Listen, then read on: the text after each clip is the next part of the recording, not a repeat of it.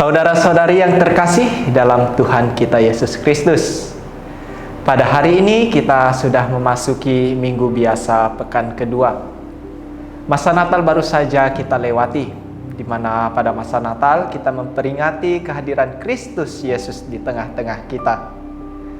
Pada masa biasa pekan kedua ini, dalam tahun A, kita disuguhkan bacaan yang sangat menarik, di mana dalam bacaan Injil yang kita dengarkan bersama, dikisahkan bagaimana Yohanes memperkenalkan Yesus kepada seluruh umat yang ada bersama-sama dengan dia. Dikatakan oleh Yohanes Pembaptis, "Lihatlah anak domba Allah yang menghapus dosa dunia." Panggilan anak domba Allah yang menghapus dosa dunia, panggilan untuk melihat dia sebenarnya juga dialami oleh kita, terutama dalam perayaan Ekaristi yang setiap hari Minggu kita rayakan bersama seluruh umat beriman di seluruh dunia. Di dalam gereja-gereja di mana Yesus dihadirkan kembali di tengah-tengah kita ketika imam mengangkat hosti dan anggur yang merupakan tubuh dan darah Kristus sendiri.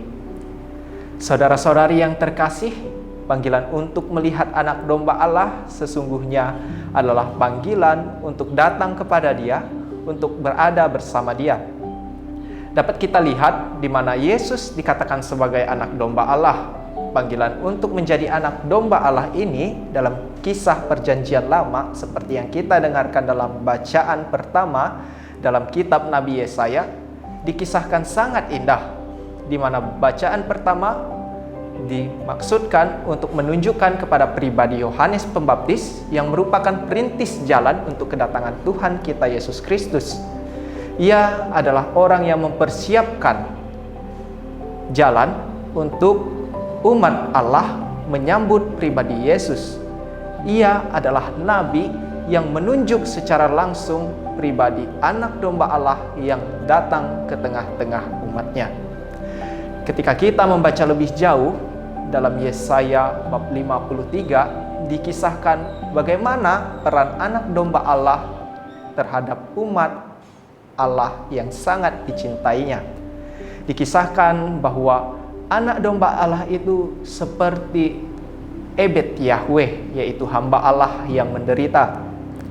Bagaimana kita mengetahui hal itu? Bukankah Yesus sudah lahir di tengah-tengah kita, tinggal bersama kita, bahkan mengorbankan dirinya dengan wafat dan mati di kayu salib? Saudara-saudari yang terkasih, panggilan untuk mengikuti Kristus tidak hanya berhenti di situ.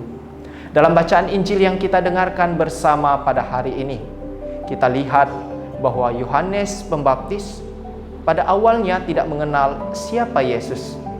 Tetapi karena wahyu Allah, karena kasih Allah yang memperkenalkan dirinya, Yohanes Pembaptis akhirnya mengenal Yesus sebagai anak domba Allah yang hadir ke tengah-tengah umatnya. Dikatakan dalam bacaan Injil hari ini, pada awalnya juga aku tidak mengenal dia, tetapi Allah bersabda kepadaku, ketika engkau melihat Roh Kudus turun ke atas seseorang, dialah hambaku, dialah orang yang kukasihi, dan kepadanya lah aku berkenan. Kita tahu bersama kisah di mana Yesus dibaptis di Sungai Yordan, dan ketika selesai dibaptis, Roh Kudus turun ke atasnya dan terdengarlah suara dari langit, "Inilah anakku yang terkasih, kepadanya lah aku berkenan, dengarkanlah dia." Saudara-saudari yang terkasih, Allah begitu mencintai kita, Allah begitu mengasihi kita. Oleh sebab itu, pada awal mula penciptaan pun sudah dikatakan bahwa kita ini manusia dan seluruh alam ciptaan ini diciptakan baik adanya. Karena cinta Allah, Allah selalu hanya memikirkan hal-hal yang indah tentang kita yang telah diciptakannya. Allah tidak memperhitungkan kesalahan dan dosa kita. Karena apa? Pada asalnya, cinta itu merupakan cerita indah tentang Anda, tentang kita semua yang merupakan sesuatu yang sangat dicintai dan dikasihi oleh Allah. Meskipun kita manusia berulang kali menyakiti hati Allah, meskipun kita manusia berulang kali berbalik dan melawan Allah, tetapi Allah hanya mencintai kita, Allah hanya mengasihi kita, dan Dia hanya memikirkan yang indah-indah tentang kita ciptaannya ini. Oleh sebab itu Ia telah mengaruniakan anaknya yang tunggal, yang menjadi anak domba Paskah bagi kita. Peristiwa Paskah dalam Perjanjian Lama mengisahkan kembali bagaimana Allah menebus umat manusia, membebaskan mereka dari maut ketika umat Israel yang dibebaskan dari tulah ke-10, di mana saat itu Allah mengutus malaikatnya untuk membinasakan semua anak sulung di Mesir. Dan umat Israel yang mengoleskan darah anak domba pada palang pintu rumah mereka dilewati oleh Allah. Peristiwa Allah melawat umatnya ini menjadi peristiwa kita juga sekarang, di mana kita kembali bersama merayakan peristiwa yang penuh syukur dalam Ekaristi Kudus. Allah hadir di tengah-tengah kita. Saudara-saudari yang terkasih, hidup memang terasa berat kadang-kadang. Kita lihat dalam bahasa Indonesia, kata berat tersusun dari 5 huruf. B, E, R, A, T. Tetapi jika kita meletakkan Kristus Yesus yang disimbolkan dengan huruf K ke tengah-tengah hidup kita yang terasa berat ini akan menjadi berkat. B, E, R, K, A, T. Sebagaimana yang dijanjikan dalam iman kita, bahwa kita harus selalu berpengharapan, kita harus selalu penuh dengan sukacita. Apakah hanya berhenti di situ, saudara-saudari? Tidak. Dalam bacaan kedua hari ini kita mendengarkan bagaimana Rasul Paulus mengajak kita semua untuk menjadi saksi, untuk menjadi tanda cinta kasih Allah di tengah-tengah dunia kita sekarang ini.